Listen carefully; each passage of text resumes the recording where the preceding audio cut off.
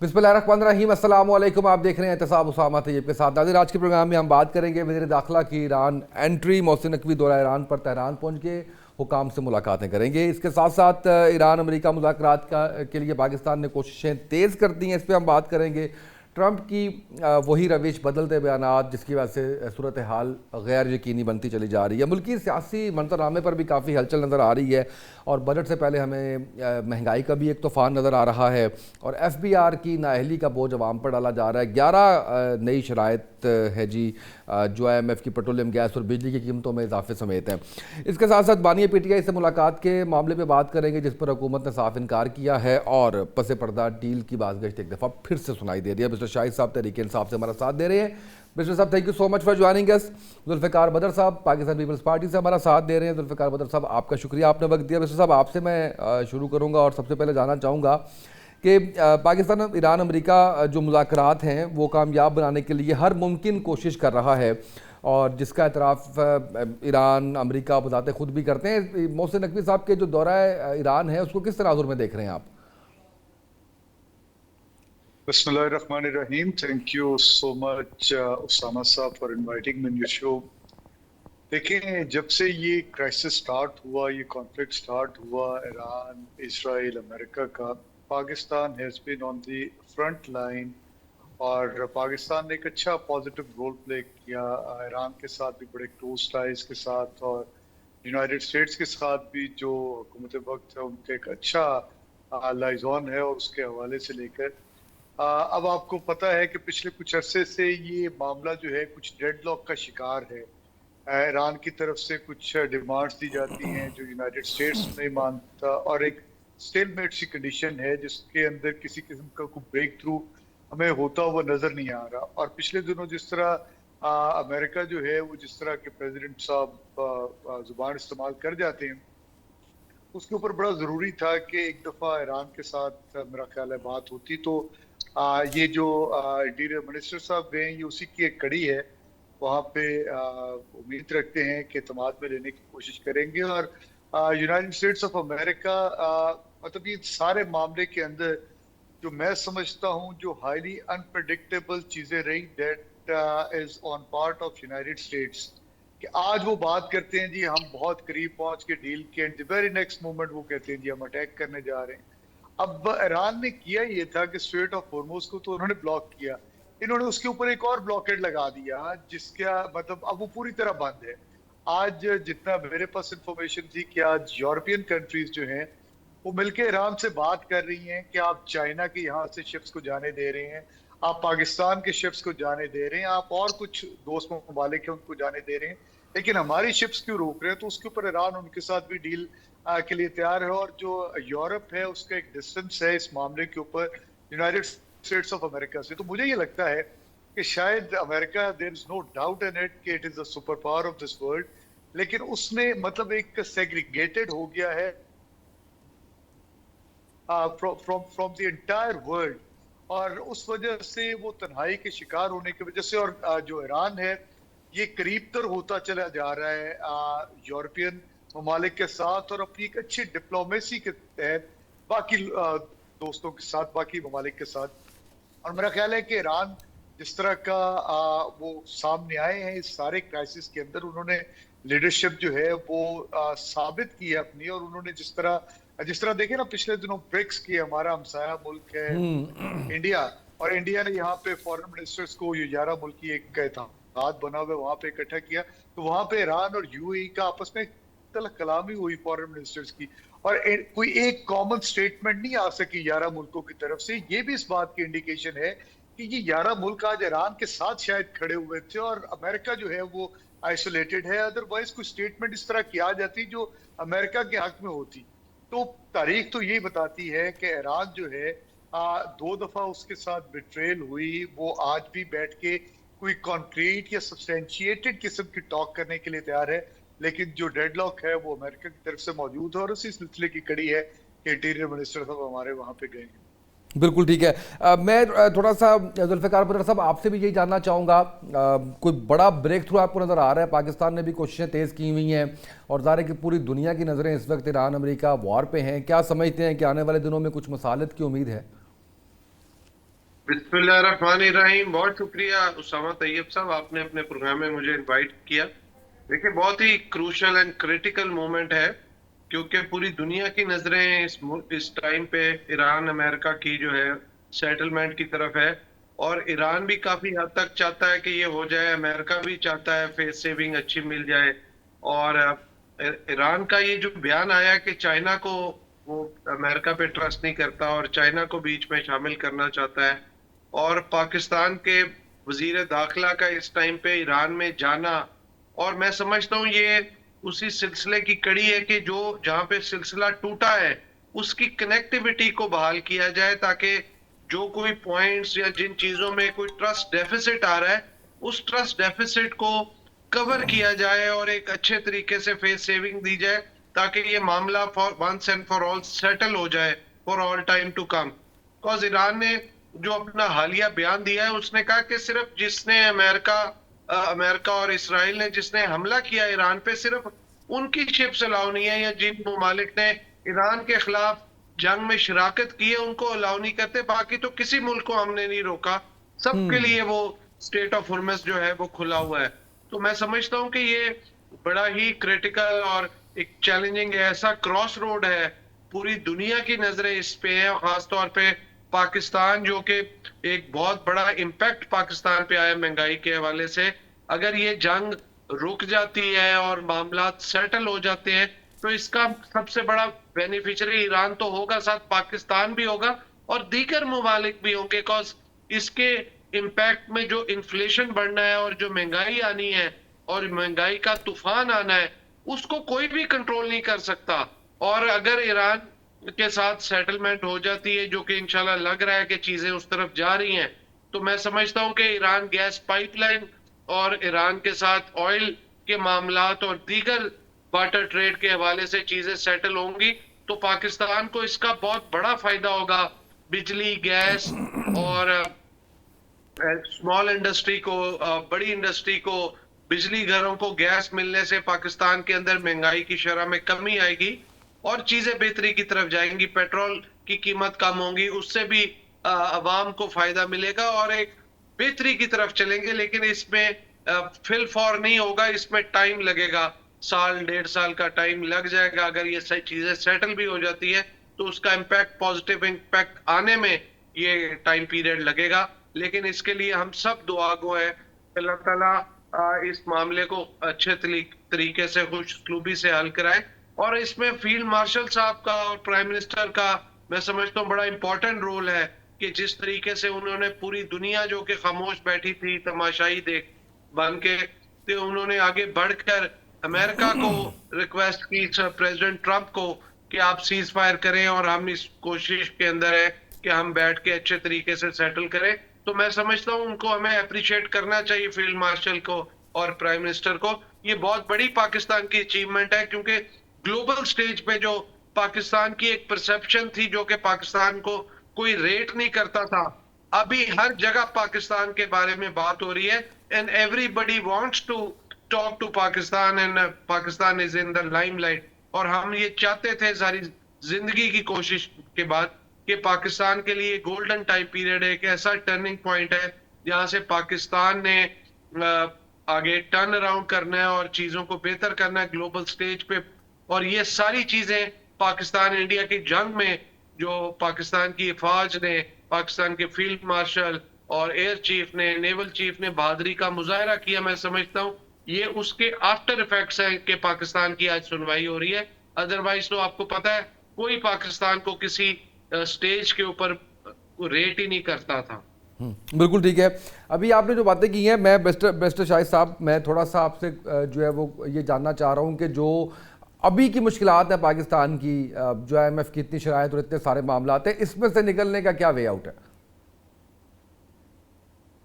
دیکھیں اسامہ صاحب, جو یہ ایران اسرائیل امریکہ کانفلکٹ ہوا, یہ وار سٹارٹ ہوئی, اس کا ایک امپیکٹ تو آیا, لیکن پاکستان کے اندر امپیکٹ کچھ زیادہ آیا, اور اس کی بنیادی وجہ اس گورنمنٹ کی بیڈ گورننس, اس گورنمنٹ کی بیڈ پالیسیز.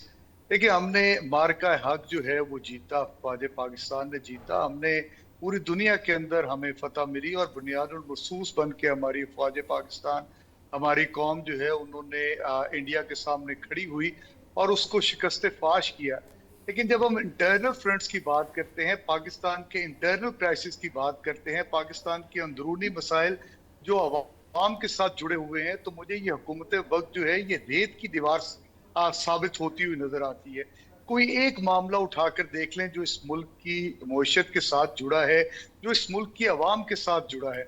आज बेरोजगारी अपने अरूज पे है, आज तेल की प्राइसेस ऑल टाइम हाई हैं और इसका ये ब्लेम लगाते हैं कि जी ये इस वॉर की वजह से हो गया। मैं इस बात को I would beg to disagree with Zulfiqar Badar साहब, he is like a brother to me. लेकिन सर आप देखें, आप कौम के साथ सच नहीं बोल रहे। आप कहते ही हैं ये इम्पैक्ट आ रहा है वॉर का, और आप फिर मतलब जो है बताते हैं टीवी चैनल्स के ऊपर, आपके फाइनेंस मिनिस्टर बताते हैं कि ये जी हमारा जो है जो टैक्स कलेक्शन का शॉर्टफॉल है जो 600 अरब रुपए तक है, उस वजह से हम ये इम्पैक्ट आपके ऊपर क्रिएट कर रहे हैं। हालांकि खित्ते के अंदर, बाकी ममालिक के अंदर प्राइसेस इस तरह नहीं बढ़ी, ना इंडिया के अंदर बढ़ी, ना नेपाल के अंदर बढ़ी, ना बांग्लादेश के अंदर बढ़ी, सिर्फ पाकिस्तान के अंदर इस हद तक गई और आपने इस बात को मान भी लिया। तो देखिए, मैं हमेशा से ये बात करता हूं कि इस हुकूमत वक्त ने हमेशा बाईपास किया है पार्लियामान को। आपने IMF के साथ मुआहिदा किया, आप उसकी एक भी शिक पार्लियामान के अंदर डिस्कशन के लिए नहीं लेकर आए। आज अगर आपने अवाम को इतमाद में लिया होता या अवाम आप पे इतमाद करती, तो अवाम क्यों वो टैक्स कलेक्शन का शॉर्टफॉल रहता। अवाम आपके ऊपर इतमाद नहीं करती क्योंकि आप अवाम के नुमाइंदा हुक्मरान नहीं है। अवाम आपको टैक्स देना नहीं चाहती। आप टैक्स कलेक्शन के अंदर फेल हो चुके हैं, बुरी तरह नाकाम हो चुके हैं, और ये हुकूमत की गवर्नेंस के ऊपर बहुत बड़ा निशान है। देखिए, आज अफवाज पाकिस्तान जो है उन्होंने एक बहुत बड़ा मार्का सर कर लिया, लेकिन ये हुकूमत अपने ही बोझ के तले अब दबती चली जा रही है और एस्टेब्लिशमेंट भी अब शायद इनसे पीछे हटता चले जा रही है, जिनके ऊपर ये खड़े हैं, क्योंकि इनका बोझ उठाना अब एस्टेब्लिशमेंट के लिए भी शायद काबिल कबूल नहीं रहा, क्योंकि ये अपने फ्रंट के ऊपर किसी एक जगह के ऊपर भी कोई अच्छा काम करने में बिल्कुल फेल रहे हैं। जिसके अंदर अगर मैं देख लूं, आपको बता दूं, देखें जब ये 2022 के अंदर आए थे, PDM की गवर्नमेंट अच्छी बड़ी रियासत चल रही थी, 6+ GDP ग्रोथ था। आज पाकिस्तान का जो है इनकी 4 साल की एफर्ट्स के बावजूद 2.5 है और आपकी पॉपुलेशन ग्रोथ जो है वो 2% है, तो नेट आपके पास जो बचता है वो 0.5% आपकी ग्रोथ है। आपकी लार्ज स्केल मैन्युफैक्चरिंग जीरो के अंदर है, जो PDM गवर्नमेंट से पहले इमरान खान की गवर्नमेंट के अंदर 13% थी। आज आपकी बड़ी इंडस्ट्रीज, आपके खुद जो है मिनिस्टर आके टीवी के ऊपर कहते हैं कि पिछले 2 साल के अंदर 100 अरब रुपया पाकिस्तान से निकल के मिडिल ईस्ट के अंदर चला गया। मैं उनसे रिक्वेस्ट करता हूं कैपिटलिस्ट से कि वो ये इसका 10% भी अगर पाकिस्तान ले आए तो यहाँ पे इकोनॉमी का पहिया चल सकता है, और वो फिर नहीं ला रहे। यहाँ पे आज कॉटन का एक बहुत बड़ा क्राइसिस क्रिएट होने जा रहा है। जिम्मेदार जो है, किसान परेशान हाल है, उसका कोई पुरसाने हाल नहीं बनना, और इसने उनको, इस हुकूमत ने उनको तबाह करके रख दिया। इंडस्ट्रियलिस्ट जो है परेशान है, ताजिर आए दिन हड़ताल करने पे मजबूर है कि 8 बजे दुकानें बंद हैं, बिजली की लोड शेडिंग इतनी है। और इसी की हुकूमत में हमें पता चलता है कि बिजली की लोड शेडिंग तो एक बहुत बड़ी नेमत है, ये कहते हैं ब्लेसिंग है, वरना कीमतें इतनी ऊपर चली जाएं बिजली की कि अवाम की पहुंच से दूर हो जाएं। तो मैं पूछता हूं, ये IPP बिल्कुल ठीक है सर, कॉन्ट्रैक्ट इमरान खान ने तो किए नहीं थे। जी ठीक है सर। सर मैं इस पे आता हूँ, जवाद साहिद साहब ने भी हमें ज्वाइन किया, अब्दुल्ला गुल साहब भी हमारे साथ मौजूद है, दोनों मेहमानों का बहुत शुक्रिया। जवाद साहिद साहब, सर ये बताइएगा, IPPs की भी बात कर रहे हैं मिस्टर शाहिद साहब, अभी आपके आने से पहले जुल्फिकार बदर साहब से बात हो रही थी, वो कुछ बता रहे थे कि आने वक्त में क्या बेहतर है पाकिस्तान के लिए, जो है वो क्या कुछ आने जा रहा है। लेकिन अभी के जो मामला हैं जिसके अंदर IMF की पेट्रोलियम पे, गैस और बिजली की कीमतों में इजाफे के साथ साथ 11 नई शरायतें हैं, तो सर ये इतना बोझ जो आवाम पे है, कैसे मामला चलेंगे?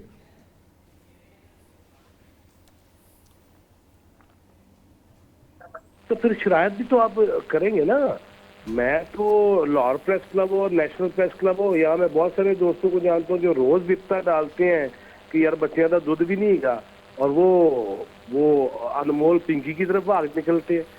यार ये तो हमने करना है ना, कि हमने वो देखना है कि हमें जरूरत क्यों पड़ी है, कौन खुदकुशियां करने वाला था, किसने कहा था हम दोबारा नहीं जाएंगे। और यही साग डाट थे जो डिप्टी प्राइम मिनिस्टर है, जिन्होंने ये ऐलान कर दिया था कि हम अब IMF की तरफ नहीं जाएंगे। उसके बाद क्या हुआ आपके मुल्क के साथ, कौन आ गया? फिर किसने कहा खुदकुशी कर लेंगे, फिर किसने कहा वो कौन से वज़राए खजाना थे जो आपस में टेलीफोनिक कॉल्स करते थे कि पाकिस्तान को डिफॉल्ट कराना चाहिए। ये सारी कहानियां हैं पाकिस्तान की और बड़ी शर्मनाक है, इस पे शर्मिंदा होना चाहिए और आगे बढ़ना चाहिए। दोबारा आपको कर्ज लेने पड़ेंगे, स्विच रायतमंद होंगे, आप मुझसे कर्जा लेंगे, मैं आप गाड़ी निकाल के दिखा देना, नई गाड़ी किसी शोरूम से, कितनी बंदिशें हैं, कितने साइन करने पड़ते हैं, क्या क्या करना पड़ता है। लिहाजा आप पूरी दुनिया से पैसे भी मांगते हैं और कहते हैं शरायत भी ना हो। पहली बात तो ये हो गई। अब दूसरी बात ये हो गई कि हाँ, इसमें ये आता है कि हुकूमत वक्त या रियासत उन पैसों को कहाँ फजूल खर्ची में उड़ा रही है, कहाँ ज़रूरी है, उस पर हमें ज़रूर पकड़ करनी चाहिए। और हम आज यकीनन वॉच डॉग है, अकेले डॉग नहीं है, लिहाजा हमें वो सारी चीज़ें करनी भी चाहिए कि तरीके से सोच समझ के एंकर को, एनालिस्ट को, रिपोर्टर को, एडिटर को, हर एक को, सब एडिटर को, न्यूज़ एडिटर को ये सारे मामला समझ के आगे बढ़ना चाहिए।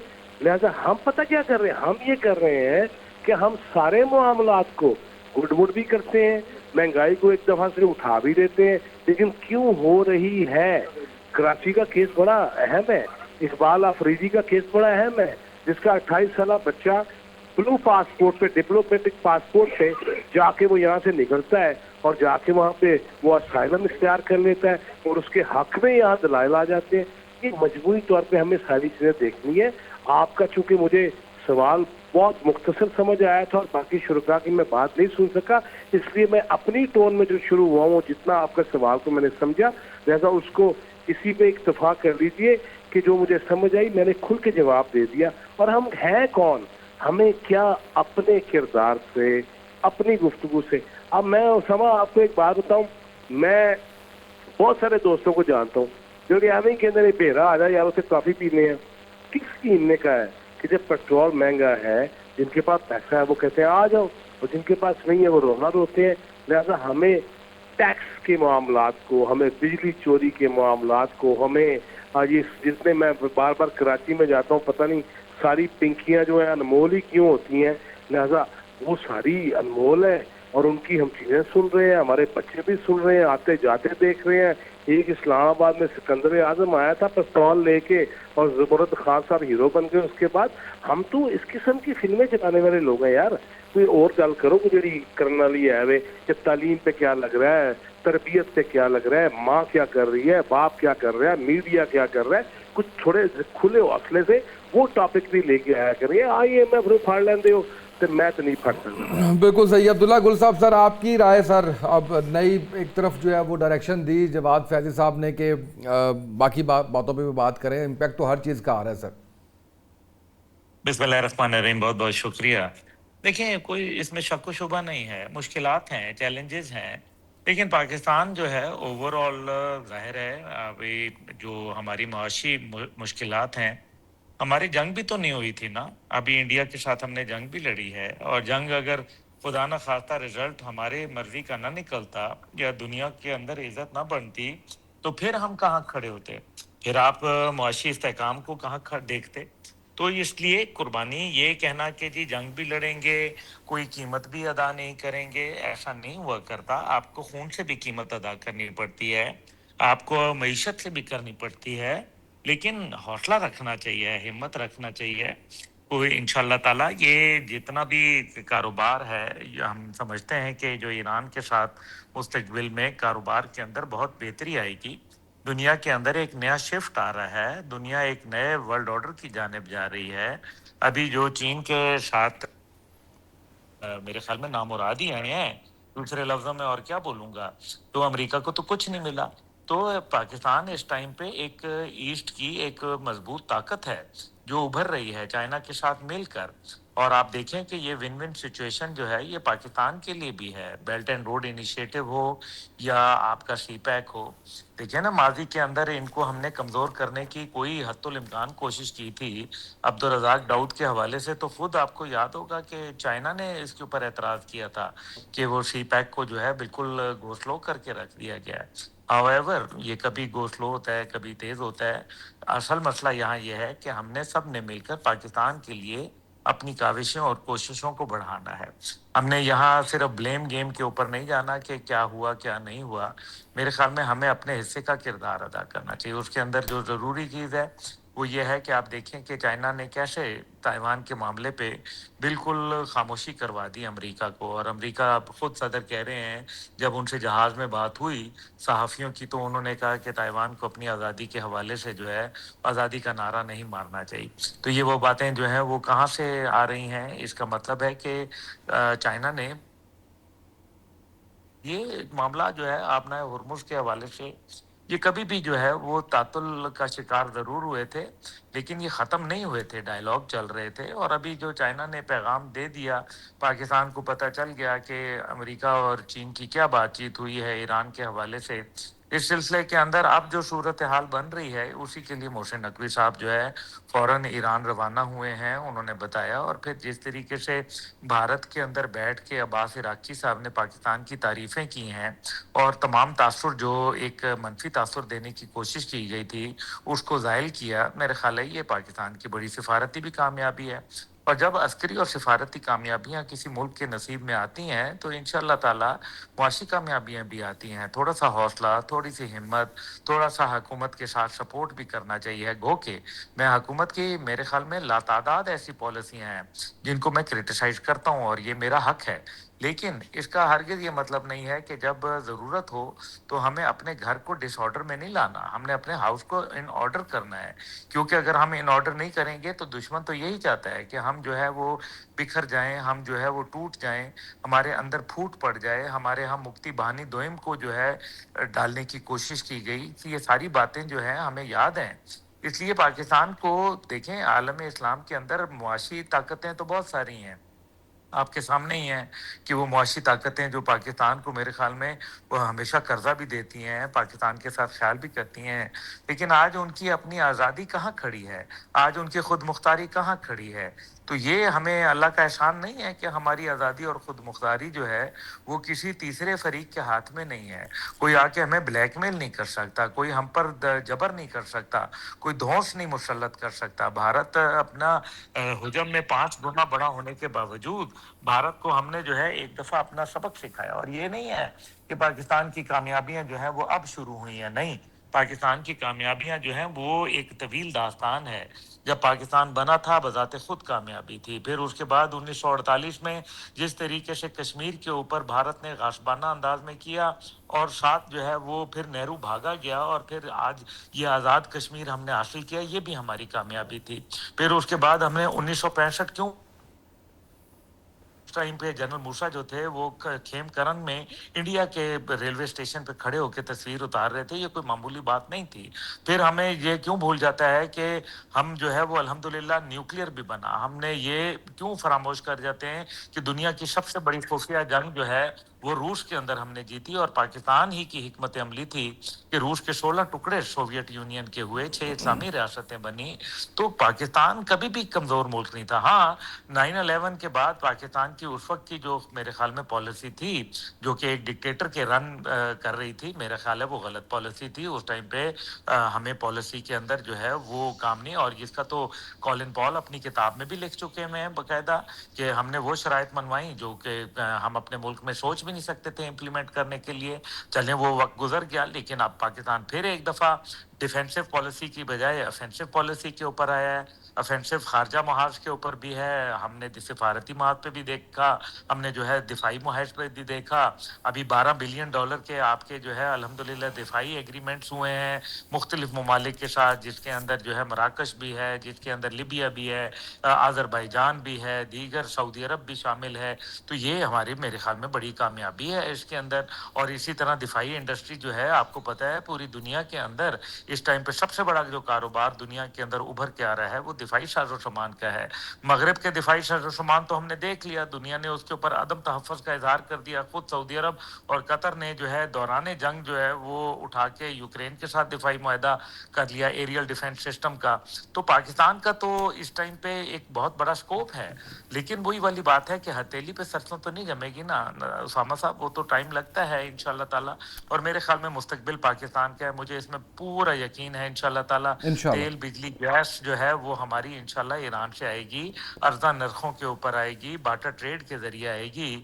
تھوڑا حوصلہ، تھوڑا صبر، انشاءاللہ پاکستان جو ہے وہ بڑا آگے معاشی میدان کے اندر بھی بنیاد مرصوص بننے جا رہا ہے. بالکل صحیح ہے سر. ایک بریک پہ جاتے ہیں، بریک سے واپس آتے ہیں، اس پہ مزید بات کرتے ہیں. ایک شارٹ بریک. ناظرین ہمارے ساتھ رہیے گا.